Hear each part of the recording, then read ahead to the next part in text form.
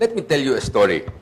Once upon a time, there was in a faraway land, there was an old man who lived to be 82 years old. He accumulated quite a lot of wealth. At the age of 82, he died. And, excuse me, do you know him? You know him? Yeah, you don't know him. You don't know him because he's my grandfather. When he died, his lawyer called me and he said, you know, your grandfather loved you very much. He left with you an inheritance, the equivalent today of about $10 million. So, but with an injunction that you should only spend the interest, but not the capital. Fine. I deposited in the bank. The day after, I withdrew 1 million, invited all my friends, squandered the money in the casino and in drinking and good time. The day after, I withdrew another 1 million. The day after, I withdrew another 1 million until 9.5 days later. What he accumulated, therefore, in a matter of 82 years, I squandered practically all of it in a matter of 9.5 days. But that is not bad enough. What is even worse is that I go back to my accounting books and I tell my accountant to record all my losses, all my squandering, and all my expenses as income, as revenue. Is that correct? Of course, you do not need an economics degree to understand that. But then, my friends, is that not what we have been doing to the earth? The earth has taken 4.5 billion years to become what it is. It contains a delicate mixture of life, of the elements of life, of land, air, and water, that make it the only planet that is able to sustain life. Life has been around for about 600 million years, from the unicellular to the multicellular. Eventually, in our shape and form, they say we're about 100, 200,000 years old. Human civilization, about 7,000 to 10,000 years. Then came the Industrial Revolution, barely 200 years ago. But that marked the era when we started using the sources of life faster, also known as the natural resources, faster than the resource could replenish. And we cut down trees that took all of 4.5 billion years to put together, grew for several hundreds of years.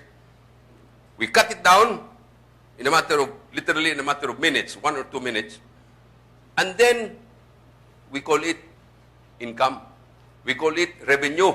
We call it contribution to gross national product. Fish. We capture it. That is the result. And then we call it contribution to gross national product, revenue, profit. Fossil fuels, which have taken at least 100 to 200 million years, we burn in a matter of seconds in our cars and in our coal-fired power plants. And then we call it progress. We don't even count the pollution that it causes, and which we'll discuss later, global warming. Water, we use it. After we use it, we throw it away. And then we call it progress. We call that, we don't even compute that in the gross national product. Diamond and gold, practically useless as far as life is concerned. But we take it out, we disembowel the soil, we disembowel the earth, we throw away the water, and then we price it at a much higher price than what is essential to life, which is water. That is called the paradox of diamond and water. Is America a developed economy? Anybody? That's why we're copying them. We call them developed countries. Define economics. Economics is defined as the efficient use of scarce resources. Why do we call them developed? Because they consume more. Consumption, by the way, the synonym of consumption is waste. Another synonym is tuberculosis. The development that they have is based on extraction and consumption. How developed are they? How wasteful are they? 4% of the human population or 5% of the human population consumes 30% of the world's resources. Look at that. The British throw away $20 billion of food, worth of food a year. The United States which we're trying to copy, throw away $100 billion worth of food a year, and we call them developed. We call them a developed economy. Wrong. Look at that. If every human being were to copy the lifestyle of an average American, we will need anywhere between 5 to 9 Earths. How many Earths do we have? 1. Wrong model. Therefore, to call America and the developed economies as developed economies is, my friends, I submit, a contradiction of terms. You cannot have an economy that is wasteful and yet call it developed. The story of my grandfather. That is only a story. But my friends, that is the best stories, they say, is that which blend fact, fiction, and fantasy. The fact is that he is my grandfather. The fiction is that he was rich and he was very rich. And the fantasy is that I inherited it and squandered it.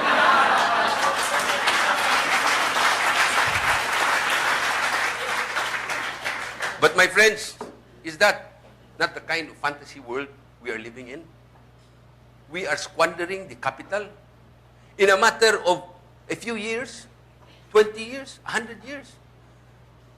Capital that took all 4.5 billion years to form, we squander it, and then, worse, we call it income. Friends, I ask you a little favor. Let us not call them, from now on, let us not call them developed economies. Let us call them what they are, over-consuming countries. And us, low-consuming countries. Why? You see, when we call ourselves developing, that means we're trying to copy them, develop.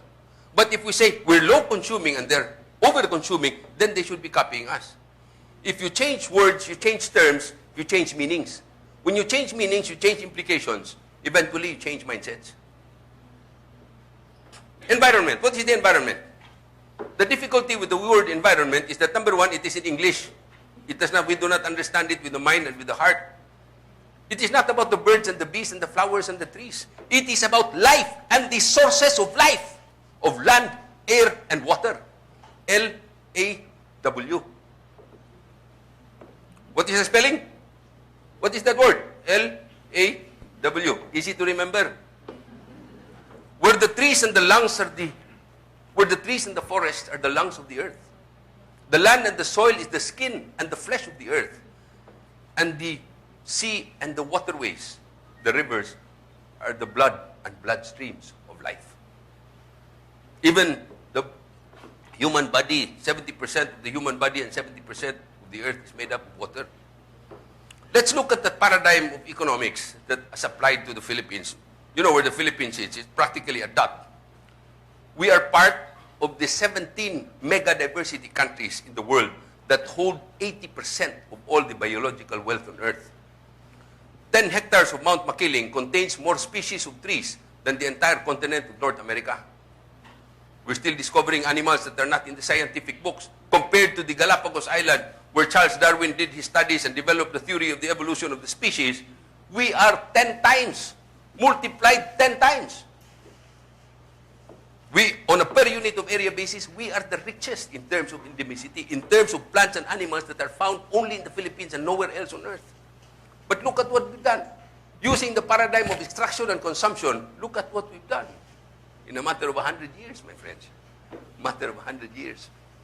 The sea of the Philippines, the richest marine waters on Earth. This is a study of the United Nations. And they discovered that the center of marine biodiversity on Earth is called the Sulu-Sulawesi Marine Triangle, also known as the Indo-Malay-Philippine Archipelago. But further studies disclosed that the center of marine biodiversity on Earth is that place called the Philippine Islands. Central Philippines, to be exact. The coral reefs of the Philippines, I am a scuba diver, so I know what I'm talking about. Out of the 3 million hectares of coral reefs in the Philippines barely 50 years ago, the richest coral reefs on Earth, we now have less than 1% that is intact. That's how underwater blasted with dynamite and overfished. Look at that. The center of marine biodiversity on Earth is on the brink of ecosystem collapse. I did that study. I surveyed the entire Visayan Sea underwater. Look at what we've done to the water. In an island where water is very scarce. But my friends, look at what, almost all of our rivers are dead. Then we call it contribution to gross national product. Wrong economics, wrong accounting. My friends, in the laws of nature, there is no right or wrong. There are no rewards nor punishments. There are only consequences. What we are experiencing now, the global warming and climate change, is simply the accumulated consequences of our excessive behavior of extraction and consumption. It presents the greatest threat to humanity, but it also presents the greatest opportunity to exercise our wisdom. Mr. Einstein said, you cannot solve a problem using the same mindset that created the problem in the first place. Therefore, you must not only think out of the box, you must jump out of the box, you must turn the box upside down, and then you shake it. Then and only then will there be progress of human thought. If the economics of extraction and consumption has got us into the problems that we are in now, the opposite must get us out of it, which is conservation, protection, and restoration. CPR, also known as the cardiopulmonary resuscitation of the vital organs of life. Land, air, and water. Some people call it natural capitalism, eco-economics, green economics, sustainable economics. The essence is do not use the capital, use only the interest. Whatever it is you call it, CPR, I like to use the word CPR because it is more descriptive. But that is the essence. Restore mountains, restore our forests, then water comes back. Restore our soils, that is the base of our life, of our plants, of our food. Sustainable agriculture, urban greening, water recycling, green architecture, energy efficiency, renewable energy, restoring marine life. Even our road system, from the one on the left, which is now, turn it into the other side, which is gives a lot of space to pedestrians, to bicycles, and a collective transit system. My students are now preparing a rail bus, the concept of a rail bus together with the engineering people. Other economic activities is as unlimited as your mind, as your imagination. The essence is that man is more than matter. It is more than economics.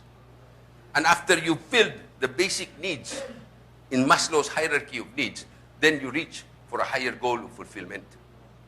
It is also about restoring not only the natural ecosystems that are the base of all life, but restoring the connection between man and nature.